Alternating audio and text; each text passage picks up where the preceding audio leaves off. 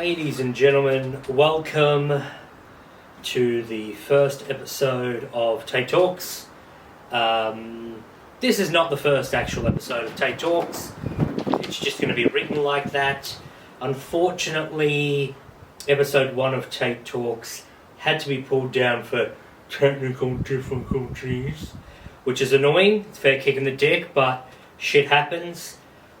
With COVID being a dick and having a second wave here in Victoria, Australia, like many other countries, I've decided to do my own intro episode for episode 1. Instead of burning episode 1, I thought I would just do a brief overview of the podcast, stand-up comedy, visas in the UK and Canada, Hostel Etiquette, little bits and pieces like that, just things that I semi-know about, and yeah, this is going to be the episode. I should say, realistically, welcome to the Tait Talks podcast. This is fucking it. This is in the shed. This is the background, Tait Talks podcast. If you're watching on YouTube, you'll be able to see my ugly face. If you're listening to me, just to assume I'm fucking beautiful. Straight away, I would like to do some plugs for a couple of podcasts that have graciously had me on. The first one is the Flow State podcast with Broden Minogue and Cody Jones. They're based up in Bendigo in Victoria, Australia.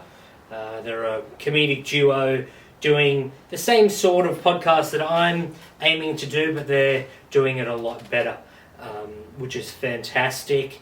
I was on episode 20.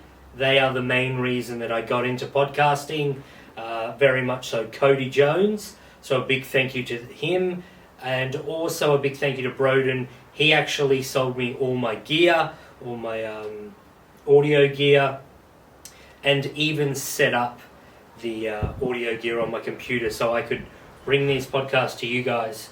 So a big thank you to him. I believe he works at Muso Stuff in Bendigo. That is the store he works at a music shop. So if you're inclined and you want to buy some music gear, just go to him. The other one is Access Granted with Peter Grant. He is an Australian comedian based in Vancouver. Same sort of setup. His show's pretty much the same as this one. He interviews guests each week and they have a chat about shit. He's had some great guests on, really decent comedians and actresses and actors. So Access Granted with Peter Grant and the Flow State podcast with Broden Minogue and Cody Jones. Check those ones out. I was on episode 20 of the Flow State and episode 11 of Access Granted. So check those ones out if you want to hear my stupid voice. They're all over the same social media platforms as I am. I believe YouTube, iTunes, Spotify, that type of stuff. And probably most of the other podcasting apps, you'll be able to find those guys. With this podcast, you'll definitely be able to find me on Spotify and iTunes and a lot of the other ones. I don't really advertise them, but if you type in Tait Talks podcast, you will be able to find me. And I'll be able to you'll be able to listen to the podcasts if you're not watching the video on YouTube. So yeah, the reason I made this channel, a YouTube fucking podcast, showing my face off, being an attention whore, all that bullshit, is mainly because of the two guys doing the podcast up in Bendigo. It looked really fun. It's been great so far. As I said, this isn't really episode 1. Episode 2 and 3 are already out with Jesse Morton and Harry Spiteri. With those guys, those episodes go for about 90 minutes. Entrepreneur Jesse is, he rode his motorbike from Oz to Amsterdam. Landscaper, actor. We've got Harry Spiteri in episode 3. He's a deckhand at a crayfishing boat. He is an aspiring rider and a Brazilian Jiu-Jitsu black belt.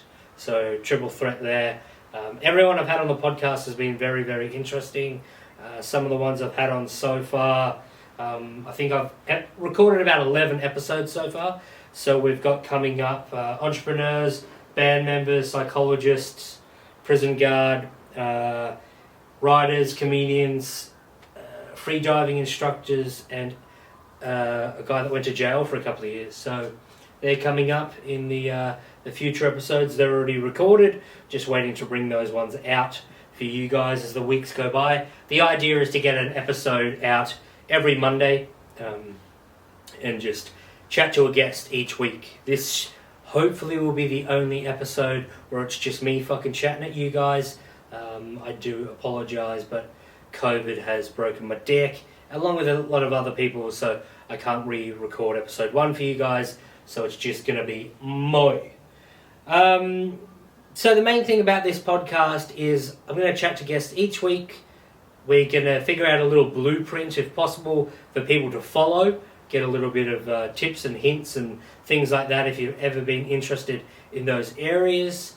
That's a big part of it. Also just chat to people about their unique experiences, whether that's, travelling, jiu-jitsu, MMA, fucking everything in between. So it's pretty exciting for myself, getting to chat to all these really interesting people.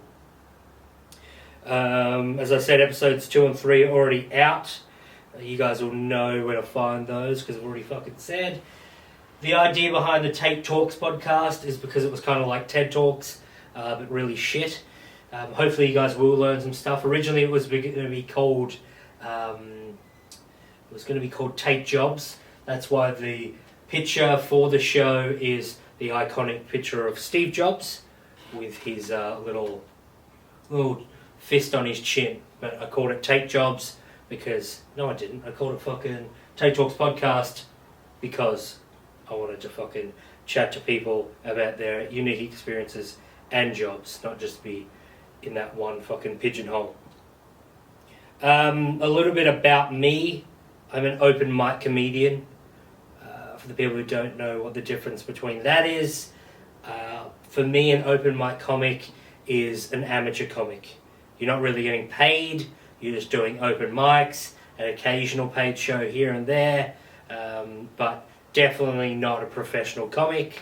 That is definitely not me, but it doesn't stop me saying shit jokes all the time. One of the things I wanted to chat about in this episode was, if you're interested in getting into stand-up comedy, I wanted to give you guys a mini blueprint of how easy it is. It doesn't mean you're going to be any fucking good, obviously, but I'll open some doors, hopefully, for you guys to walk through and get your fingers wet in the comedy world.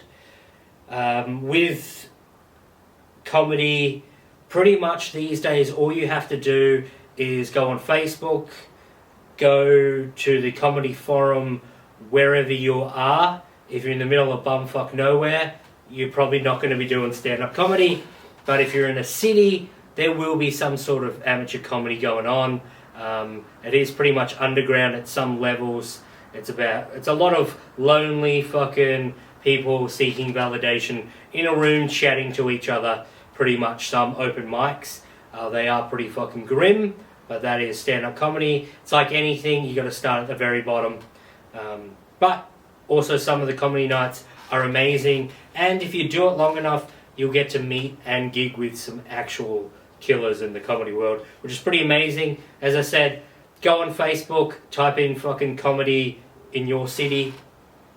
There'll be a forum. You'll have to probably answer 2 questions to make sure you're not a robot, and then they'll give you access to that site. Then you go in there, you'll find out where the open mics are. All an open mic comedy night is, that's where anyone can pretty much sign up. They'll probably have about 20 to 30 spots.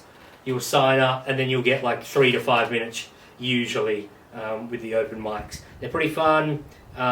Sometimes, for the most part, they're a bit of a kick in the dick because, as I always say, it's kind of like a chef cooking for other chefs because everyone's there pretty much to do comedy. There's not usually too many audience members at a lot of open mics. A lot of people are thinking about their own jokes. They're probably thinking about fucking getting home, getting a good night's sleep for their jobs for the next morning. Things like that. So it's a hard graft. if you do want to do it, I very much would say fucking get at it, because it's a long game. You're probably not going to get famous overnight. It's very fun though. You meet a lot of cool people. You'll meet a lot of fuckwits. That's like anything. But yeah, very much just jump on that, and then just go to open mic comedy nights. You'll see open mics quite often at pubs. That's usually just for music. If they're chucking on music acts and comedy acts, usually not the best representation of an open mic pure comedy night, because no one's fucking listening if there's music involved, because they're just two total different things. The best thing about comedy, all you need is some jokes and a microphone and an audience, and you're there. You don't need much shit. You don't need to buy guitars, amps, all this bullshit. It's pretty fucking easy. It's not easy to fucking make people laugh, but the shit that you need is pretty easy. It's very minimal. It's one of the best things about it. If you're started doing your own comedy nights, I would highly suggest, if you wanted to invest in some PA equipment and then put on your own comedy nights, hit up pubs and bars and cafes and all that type of shit. They're usually pretty apprehensive at the start, but if you say to them, hey, listen, motherfucker, I'm going to bring all the comics myself, I bring my own PA, I'm going to run the night, all you do is have to have the place open, be serving drinks and fucking meals, and that's all I need. And they're like, oh, we can do that, that's actually what we do. And then you make them quite a bit of money in drink sales and food and stuff, because it's what happens. So yeah, comedy is awesome if you're an attention whore like myself. Clearly I've got my own fucking podcast because I'm a piece of shit. So yeah, jump on that if you're into comedy. As I said, jump on Facebook, get into a comedy forum, go to check out a couple of open mic nights, build up your courage, get up there. People say, oh, you've got to get real drunk to do it. That's actually, I don't think it's the right way to do it, because you forget your words and you stumble and you bumble and things like that. You want to be fucking precise. You want to know your fucking shit inside and out. A lot of people go like, oh, you just get up there and you just talk. You don't. When you're at a low level, write out your fucking jokes, study them, rehearse them exactly like you're going to do. Do it in the car, when you've got a quiet moment at fucking home. Your first couple of times, you don't need to invite your whole fucking family or your friends. Just get up there, get on stage, and then just do it. Just fucking do it. You might be your first time on stage, and you might be in the same fucking bill as someone who's done 700 or 1,000 fucking spots. So it's really fucking incestual, the comedy world. You will see the same people week in, week out, every second night, if you are taking it pretty fucking serious. But it is pretty fun, and you'll meet a lot of cool people. A lot of my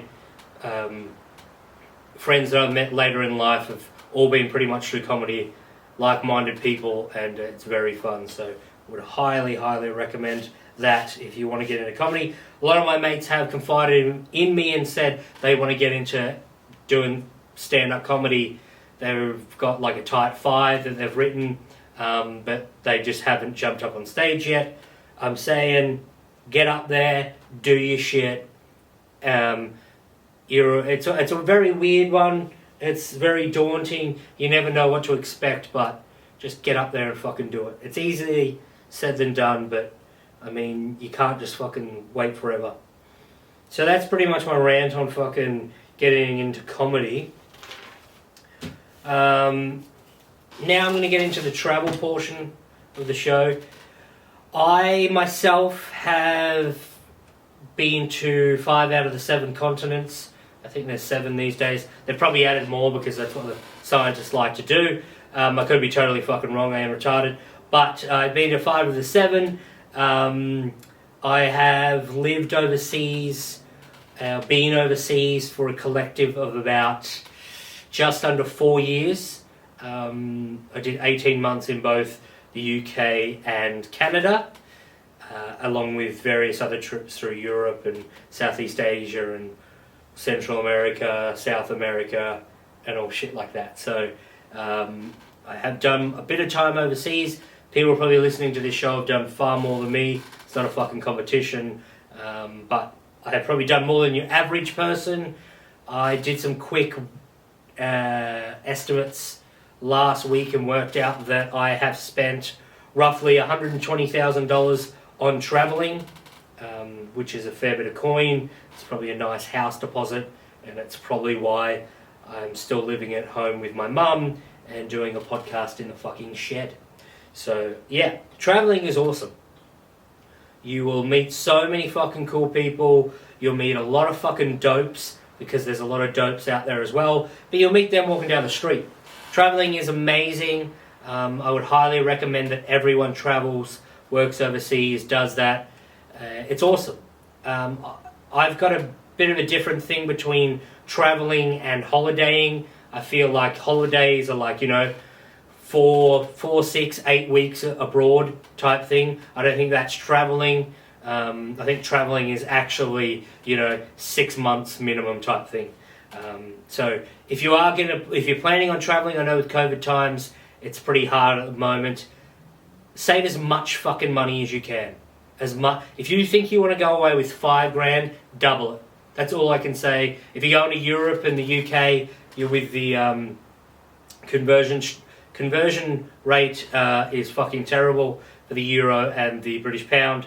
So definitely save up double, because shit's expensive. You have to buy absolutely everything. Accommodation, fucking food, drinks. You'll go out, you'll meet people. If you're pissed, you buy people drinks. Who knows? If you like fucking the old nose fucking beers, it's going to cost you money too. So save more money than you think you need. If you can get a credit card, I would highly recommend having a credit card just as a backup. If things do go wrong and you need, a couple of $1,000 straight off the bat, use the credit card. You need to get home from, Austria or some bullshit. Have a credit card in case you run out of money. You can support yourself for a little bit. I'm not saying take out any fucking loans, big loans for traveling. I think you should just save it up and then use your own money. But have an emergency credit card, that's all I'll say on that. Hostels are amazing because you will meet so many people. Everyone's all in the same boat in a hostel. You'll meet some fucking scumbags because they are cheap. You will stay in the rooms with men and women. I know that seems pretty daunting for some people, but it's the same rules as every other fucking country.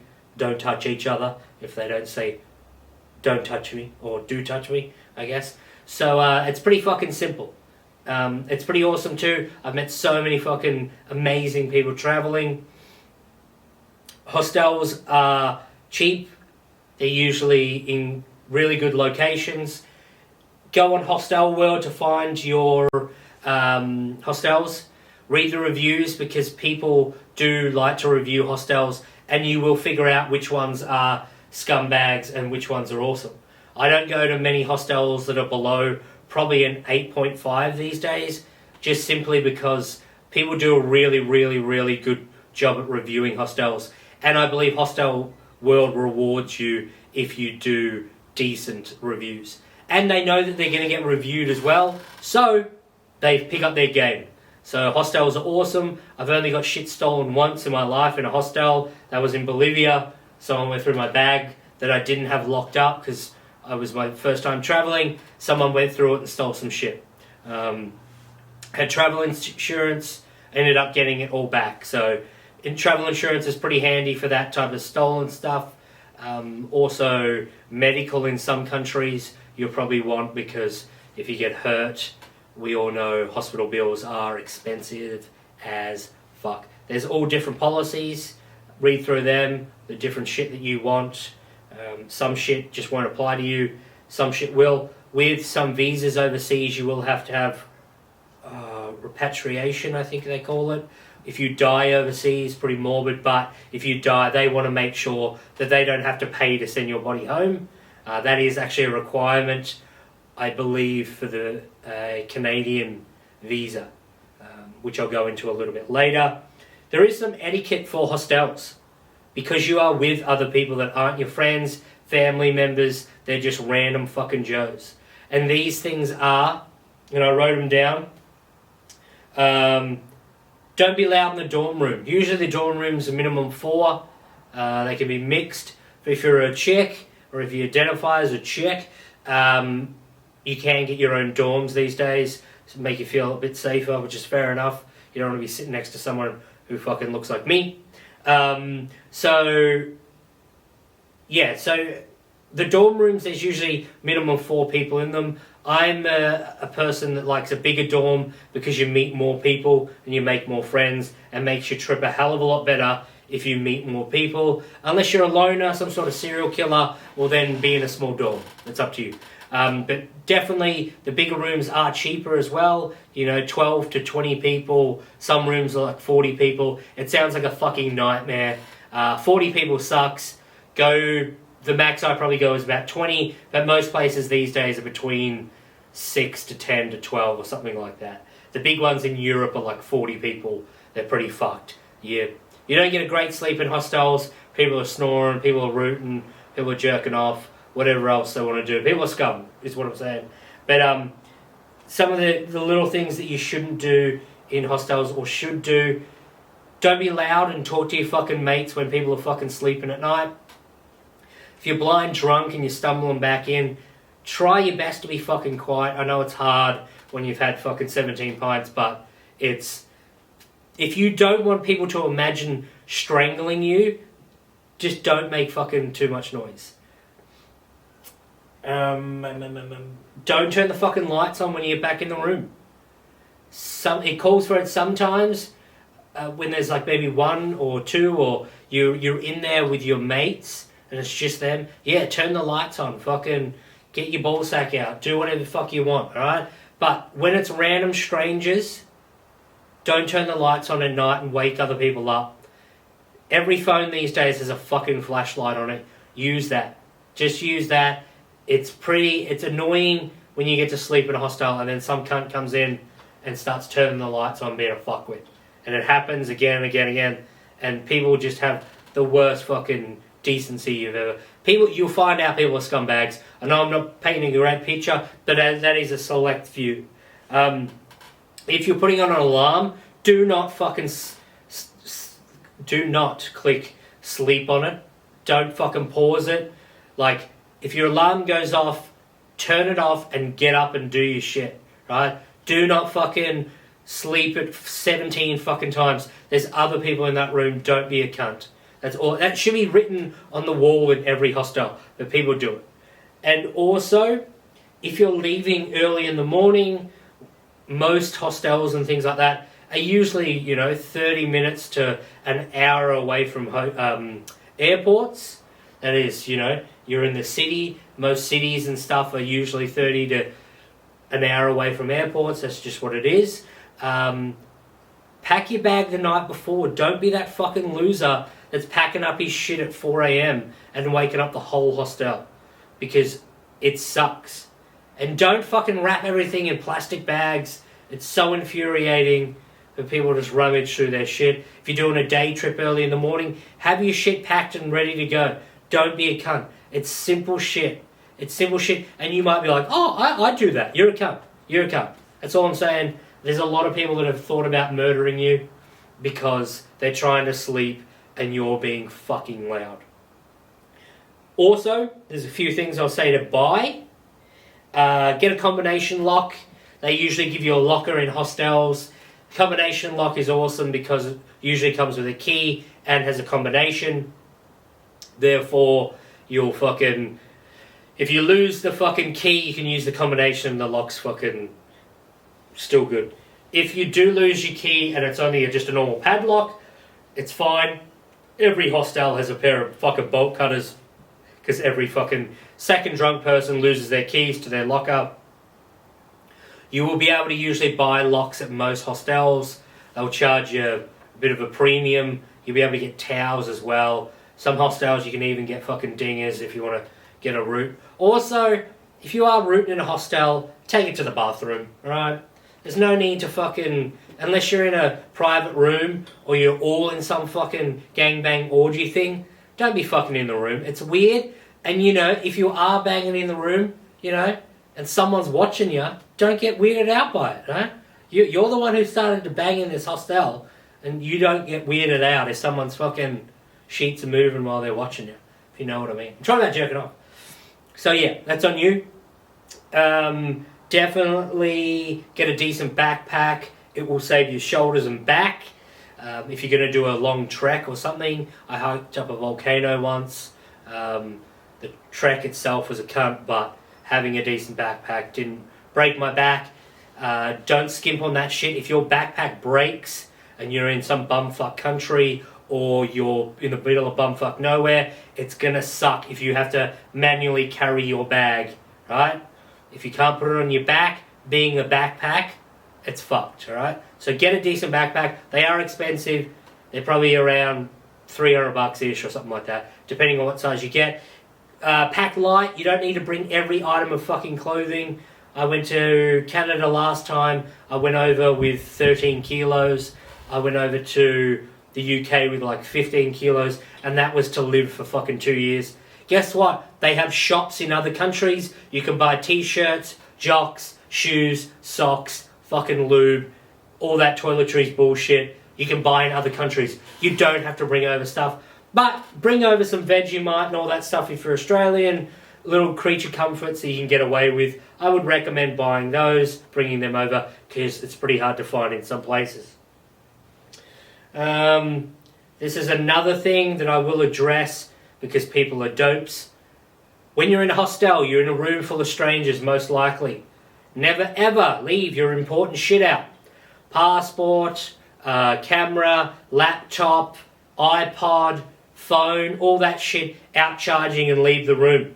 Even if you trust the fucking people, right? They might not be your fucking friends. I've seen countless people get their shit stolen. My very first day in the UK, I was at the Generator Hostel in Russell Square in London, and a girl from South Australia, Peggy, I know, it's a dumb fucking name. She came downstairs. I'd made friends with a group of people. They'd been there for a few days prior.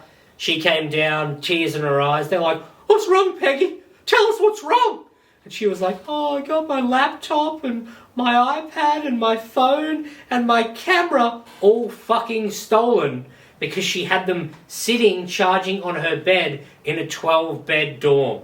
And someone went, "Thank you very much, you dumb cunt," and put all her shit in their bag and fucked off. Some people go to hostels just to steal shit. They know the backpackers are usually young and dumb, and they will exploit this. So, do not leave your shit out, especially your passport, because it's an absolute cunt to get a fucking new one when you're overseas. One of my mates did it, and it was very much a ball ache for him. Probably a 3 to 5 day adventure for him to sort out how to get a fucking passport. A temporary passport overseas is not fun to get. And some countries, there is no consulate, or cities, there is no consulate for you. So it makes it very, very, very fucking hard. So pay attention. I'm just going to pause here. As I was just saying, some countries or some cities, there is no consulate for your country. So it makes it fucking hard for you to replace a passport or some document you need, something you vitally need. So pay attention with your shit. A lot of people use those fucking money belts and stuff. I've never done that because I'm too fat and I don't fit. But it seems like it's pretty fucking pointless. I feel like if someone's robbing you in that capacity, they know what they're fucking doing, and they will probably search you. You know what I mean? So if you think your money belt's like a surefire way to keep your valuables safe, not really. A surefire way to keep your valuables safe is to stick them up your asshole. Your prison wallet, so just take that in mind. I've never done it myself, but, you know, if times come, I go to prison or something, I'll be fucking doing it.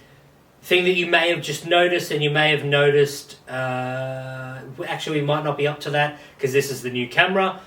If you've watched episode 2 and 3, you would notice that the camera is a lot shit than what I have now. I had a Sony Handycam, which just wasn't doing the right thing for some reason. So I got a new Canon. Hopefully it looks a lot better. I think it looks a lot better. But unfortunately, it only runs for 29 minutes and 59 seconds before I have to get up and change it. There's some tax bracket thing. If it goes for over 30 minutes, then it becomes more expensive. So that is why I say, oh, I'm just going to pause it here, is because I have to change the fucking camera. I'm not really editing the podcast itself, so you'll hear me just fucking chatting and doing shit, or there'll be weird cuts because I'm pausing to change the camera. So I do apologise, but it is what it is, and I really can't be fucked editing. But I do edit the video, which is on YouTube, Tait Talks podcast on YouTube, Instagram. It's actually just Tait Talks on Instagram. Also, as I said before, Spotify, iTunes, all those ones. Yeah, be careful with your shit when you're overseas, because cunts will steal it. Not everyone's your friend. If you think everyone's your friend, don't go travel. You're a moron. Just stay here and stick your head in the fucking sand. I assume you're a fucking just dope. Where am I up to? A quick one on visas for the UK. I did the 2-year working visa in the UK. That's called a Tier 5 visa. I think it's got some longer name than that. It's a youth mobility visa, I think. So if you're from 18 to 30 years old, you can get this visa. It allows you to work in the UK. So you've got England, Northern Ireland, Wales, and Scotland you're allowed to work in, which is pretty cool. 4 countries. You can't work in Ireland because that's a part of Europe, but you can work in Northern Ireland. So I've got to make sure I say that, because I know a few Irish people and they get a little bit testy if you say shit like that. Yeah, so with the visa in the UK, all you've got to do is go online, go on the government website. Always use government websites for all visas. There are third-party type of websites that will try and scam you. Alright, so be fucking wary of that. They'll make you spend money on processing fees and shit like that. You can do it all directly through every government website for most countries. The ones I've done it, you know, fucking Canada, the UK, America and stuff like that have all been official government websites. So go through them. So when you go through you make a profile online on the government website for the UK, you fill in all the details that they'll tell you to do. It's simple shit. You do it 1,000 times. Put in your fucking passport number, what's your mum's maiden name, where were they born, all this stuff. Send through your police checks and things like that. I don't think there's too much shit that holds you back with the UK visa. In the Canadian one, if you've got drink driving charges, no bueno. They do not like that. So yeah. So you've got drink driving charges. You can apply for the Canadian visa, but you might not get it. I'm pretty sure you're safe with the UK one though. So when you apply for the visa online, you fill out all the paperwork, you pay your money. One of the requirements that you have to have for the UK visa is about 3,500 or 4,000 Australian dollars you have to have in the bank, and you have to show them how much money you have in the bank, statements and all that type of shit, utility bills, all this fucking malarkey to prove who you are. After you do all that stuff, you print out all your paperwork, you go to a visa application centre. I think there's only 4 in Australia, so if you're fucking from Tasmania, you have to fly to Melbourne to do this. It's really annoying, but it is what it is. You'll go to these centres, and then you will put in all that paperwork. You'll bring your passport with you. You'll do your biometrics, which is your fingertips. They're just going to make sure that you haven't done any crimes, or if you commit any crimes overseas, I believe they'll be able to track you fucking down. So if you're a serial killer wanting to branch out, probably don't. So you do that, you do your biometrics, you pay your money. The fee for the actual applying for the visa is about, it's like 450, 500 Australian dollars again. There's a fucking healthcare surcharge, I believe now, for some countries. I'm not too sure if it's Australia. There's a calculator online that you will have to pay for that as well. The surcharge for the healthcare, so the healthcare surcharge is so you're entitled to the NHS, National, what is it, Health, what did I say? NHS, National Health Service, National Healthcare Service, whatever it is overseas, and that's all free. It's awesome. You know, you fucking need stitches, you go there, they fucking sort you out. You got a lump on your fucking dick, go there, they'll sort you out. You know, all that type of shit, it's awesome. So NHS, so you will have to pay some sort of fee on top of that, which is annoying. I never had to do it. I don't think that scheme was in when I did it in 2015, but things change. But I did have to use NHS while I was over there, so I didn't have a lump on my dick. It was on my butthole, but it's very much worth it. So you've got to do that. When you've done all that shit at the visa centre, that you will send your passport away to some sort of processing place. My passport got sent to the Philippines.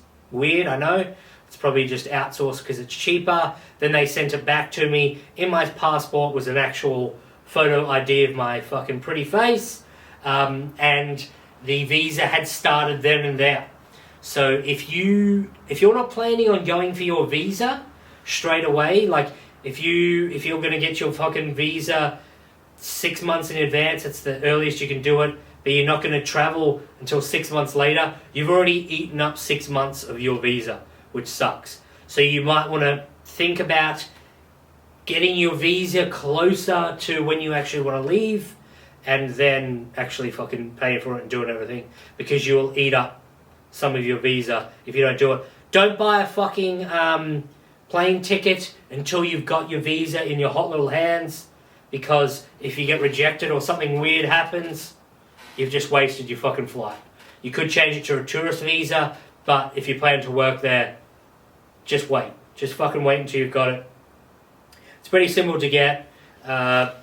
You can also pay companies to get you jobs overseas before you get there. I used SDA Travel. I think, obviously, they're a third-party website again, and they used London Pubco. So I walked into a job straight away in England, which was awesome. Unfortunately, I was in Surrey, not in London. So look out for that. It's about an hour away from London by overground train, I guess.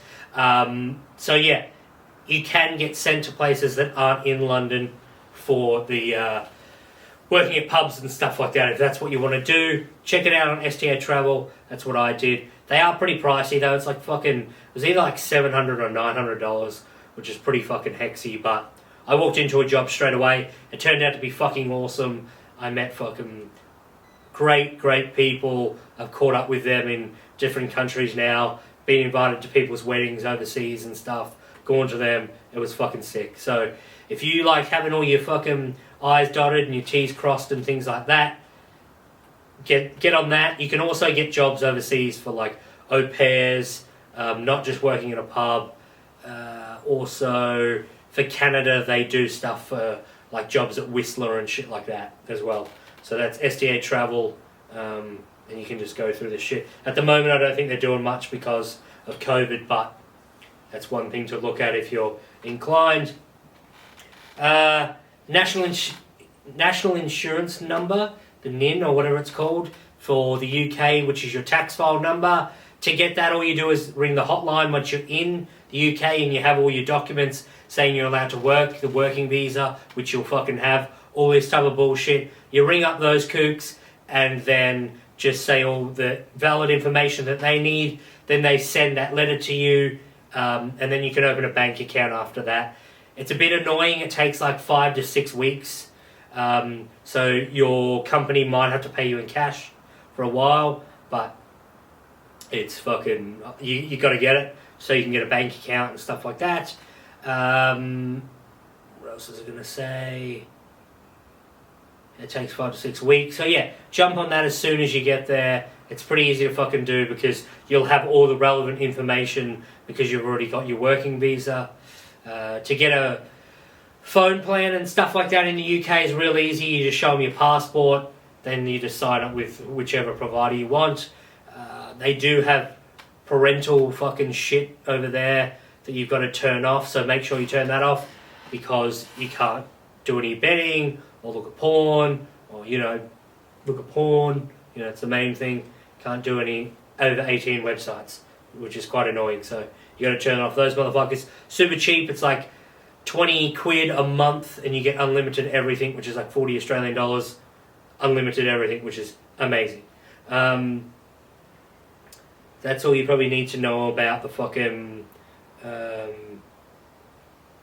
UK visa. The good thing about those jobs, the ones that get you overseas through SDA Travel, London Popco and things like that, they're work-in accommodation jobs, which means, I don't know if that's the right terminology, but you will work for the company and then they will give you accommodation as well. There's a bazillion pubs in the fucking UK. I think they have the most in the world. So a lot of these pubs have accommodation in them and you'll just live at the pub. It's pretty cool. You live with the people you work with. Hopefully you all get along. You'll go out. You'll become an alcoholic. You'll be sick. But to offset the cheap rent, you only pay about 100 quid a month. And that's for all your bills and shit. All your amenities and stuff will be in this fucking place, which is awesome. But you will be working about 40 to 50 hours a week to cover your rent. And that's the idea behind it. So if you're going to go there and complain, some people get cleaning jobs. It's the exact same thing. They'll work in hotels, be a bellhop, be a fucking work on the counter, whatever it may be. So that's just another job. Hotels are another one you can look at. They do stuff with foreigners all the time. For the Canadian visa, it's pretty much the exact fucking same thing. For the UK one, go on the government website, fill in the forms, go to a visa application centre, biometrics once again. I don't think you send off your passport. You'll send off all the information, submit that, and then they'll send you a port of entry letter. Then you'll take that little bad boy, which is just a piece of paper. You'll go to Canada. You'll go, I want to work here for the 2 years. You give them that piece of paper. They go yes or no. I think it'd be pretty unlucky for them to say no. And yeah, you're good to go. The thing about Canada is you need to have insurance for the full 2 years, they say. It's very hit and miss. A lot of people say you don't. A lot of people say you do. It's depending on what happened to you at the time. They didn't even fucking check mine. I spent $1,000 on 2 back-to-back policies. A lot of people don't even do it. What they do say is they will only give you a visa as long as your insurance is, or as long as your passport is as well. So if you're going to Canada and you've only got 1 year left on your visa, they're going to sometimes only give you 1 year. But if they can't be fucked, they'll just give you a piece of paper that says 2 years and then you'll get a new passport while you're overseas. If you're going to go travelling, get a new fucking passport. It's pretty easy. Get a new passport if you've only got like 1 year left. Just get it fucking done, or 18 months. When I went to Canada, didn't get a new one. It was really fucking annoying. I was always stressing. So, get that done. You'll rock up to the borders. You'll talk to the fucking immigration officers. They'll send you into a room. You show all your corresponding paperwork. And then they'll say, yes, you're good to come into the country. Unless you've falsified something or done something wrong, then you're fucked, right? So just because you got the port of entry letter doesn't mean that's a visa to go into the country. That's pretty much you're allowed to go to the country and then go there and get fucking processed. It's annoying, but it is what it is, so that's how they do it. You'll get a SIN number once you're in the country. That is a social insurance number, I believe. It's the exact same thing as a tax file number here in Australia or the NIN in fucking the UK. You'll go to a, what the fuck is it called? Service Canada Centre. That's kind of like DMV type scenario. And they'll give it to you on the spot, which is awesome. You go in there, you take a fucking ticket, like Vic Roads bullshit, you sit down, they'll call your name and they'll go, what do you want? And you go, I'm here to get a SIN number. And they'll go, okay, give us your corresponding fucking paperwork, which all it is your working, your working visa, your 2-year working visa. So you'll do that. They'll ask you a couple of questions, where you live in, all this type of shit. It doesn't matter if you don't have a fixed address. It can be fucking anywhere. Then they'll give that to you on the spot, which is awesome. You'll go into a bank. You'll open up a fucking bank account. Now you've got that. Once you've got your SIN number, now you can go get an actual plan from the fucking telephone providers, whoever, Rogers, fucking Virgin, all that type of shit, Vodafone. So go over there and get that fucking done. I don't think you can get a plan in Canada, a phone plan in Canada, if you don't have your SIN number. So food for thought. Also, there's plenty of things you can do in fucking Canada. Car sharing is fucking amazing, which is pretty much an app on your phone which allows you to drive these cars that are just strewn around the fucking city. I would look a bit more into that yourself, but they're everywhere. They're a fucking godsend. They're amazing. You just jump in one of these things and you drive the car yourself, and then you park it in the designated zones, which is pretty much fucking anywhere, and you go about your business. It's sick. To find living, I would suggest going on Craigslist, checking out the places. Never pay for deposits or anything before you've seen the places, because people will scam you. Once again, people are cunts. So make sure you go and physically check out the place. Talk to the people like any fucking place you would do in Australia. If it's house share type of shit. The Facebook forums, they're good and they're bad at the same time, because you can find out a lot of relevant information, but there's a lot, and I mean a lot of fucking losers on those things that are just there to be nitpicking fuckwits. I've never written anything on them. I've just read the responses that people have written, and you just want to be like, I hope your roof falls in because you're a cunt.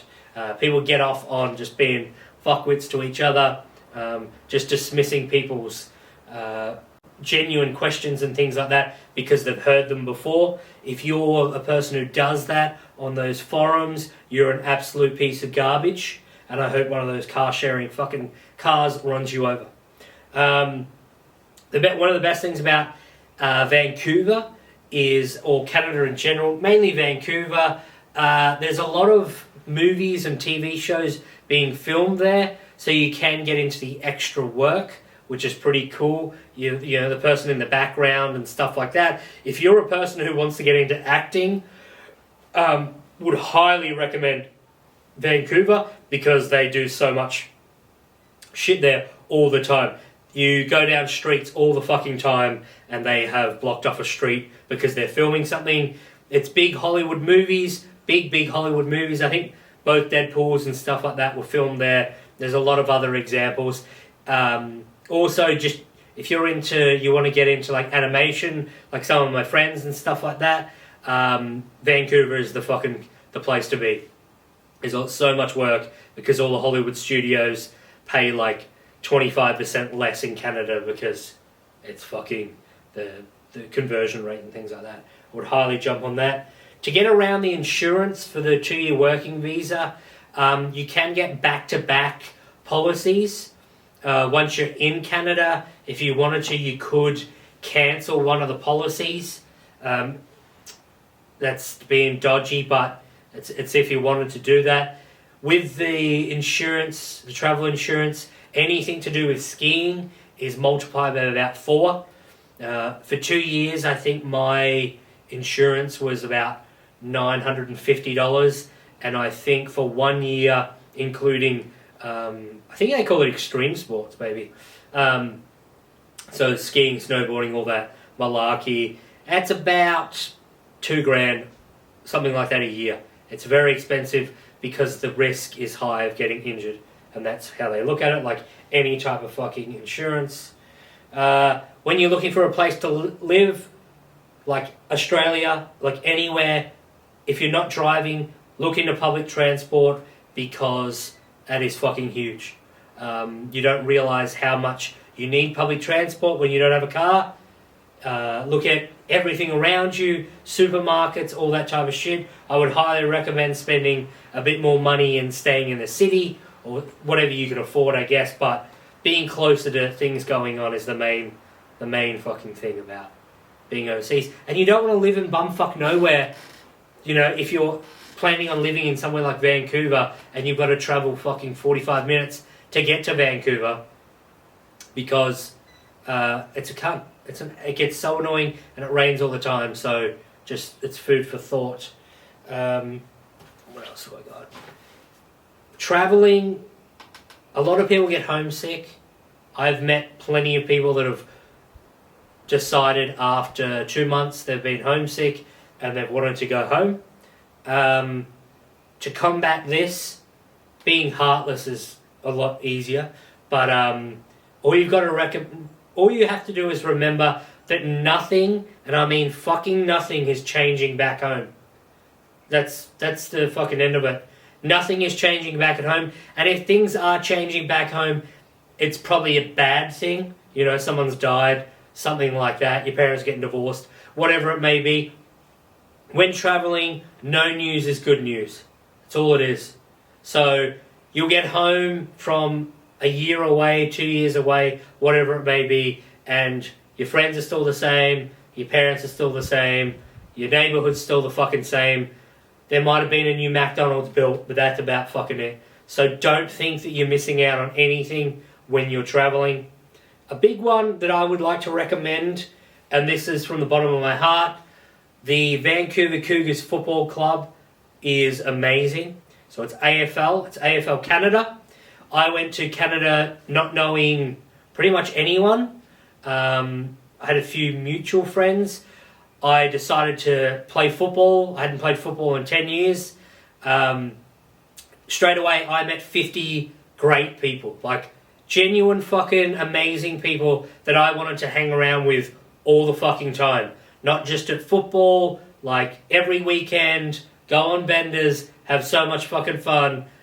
I would highly recommend, if you're going to the UK or Canada, get involved with an AFL team. It's usually expats, it's a lot of Irish, it's a lot of English. I know they're cunts, but you know, not really. But get involved with the footy club because you will make friends straight away. I got jobs from being at the footy club. I had so much fucking fun being involved with Vancouver's Football Club. I've got the hat on right now. So a big thumbs up to those guys.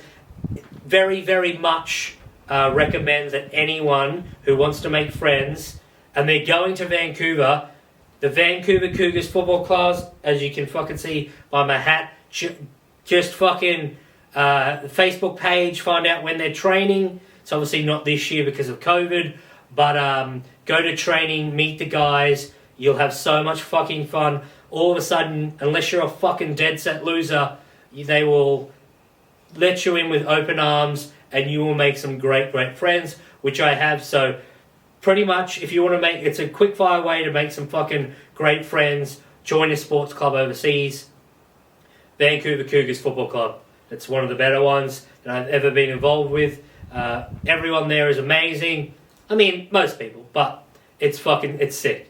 Just jump on a footy club. You'll have so much fun. You'll meet so many fucking great people, like-minded people, because everyone's in the same boat. Everyone's away from their families. Everyone's traveling. Everyone's got unique experiences. They're like-minded. If you want to hang out with Australians, your own, even if you're from the UK and stuff like that, like-minded people, join a football club, and you won't look back. I know a few mates who have done it in the UK, and they've also had fantastic experiences. So definitely jump on a footy club. That's about it. Hopefully this episode has given you some sort of, I don't know, fucking good thoughts about the podcast to come, or you've learnt some bits and pieces. Sorry that it was just me in episode 1 and I had to ramble along. That's it. Traveling's awesome. I would highly recommend it. I feel like everyone should be made to do it. It should be mandatory in countries to go travelling because it really opens up your fucking eyes. Australia is a great country. That's what I've learned from travelling. That's the biggest thing I've learned. We make good money. Our fucking weather's great. The people are pretty fucking nice as well. So go to other countries to learn how good your own country is, or learn how shit your country is. Hopefully that visa stuff has helped with UK and Canada. As I said, go on the government websites to figure that shit out. No third parties. There's little tricks and trades. There's lots of forums online and stuff like that to learn things. Don't hesitate to write on there. Some people will give you grief because there's a lot of cunts. Back to comedy, it's the exact same thing. There's some cunts on that as well, but for the most part, people will help you out and look after you. Go to an open mic comedy, have fun, enjoy it. Don't be a cunt in hostels because people will smother you in your sleep, pretty much. This is the episode one of Tait Talks podcast. I'm the host, Tait Middleton. I hope you've enjoyed this podcast. There's already episodes 2 and 3 out. I know it's a bit strange. Each week, each Monday, there will be a new episode. Me chatting to a guest. There will be someone in this fucking chair. Thank you so much for listening. If you have, thank you guys. See you next week, motherfuckers. Thank you.